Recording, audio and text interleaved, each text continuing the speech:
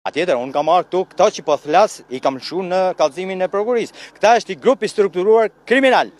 Këta i kap neni i kodit penal 287 i kodit penal.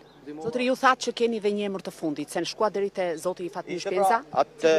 Arben Selim Kopliku, i cili ka qenë hipotekues në vitin 97. Kaq. Ky ai fundit që e mbyll kapitullin. Nëse Arben Selim Kopliku e ka lëshu këtë dokument, do të përgjigjet përpara si ma lëshoj mu në 96-ën për këtë pronë dhe në 97-ën po për këtë pronë ja lëshoj një tjetër. Zotin Bashkim Ulaj, për çfarë akuzoni? Bashkim Ulaj ka falsifikuar i herë diqetësën publike. Se shpejti i u premtoj këtu që do dalin me zëdhe me figurë personat të cilët kanë qenë diqetësën publike, që nuk kanë lidhje me fshatin Bakësirrioll. Këtë ja u premtoj, do t'ja shihni vetë, do t'ja jap cilit do lloj televizorit t'i shohin vetë ata.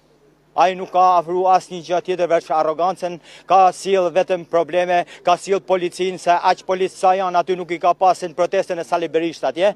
Nuk e di pse i sjell të gjithë ata policë, nuk e di se si shteti shqiptar ka mundësi që të paguajë aq policë për të mbrojtur një kriminal i cili me dokumentat falsifikuara po ndërton.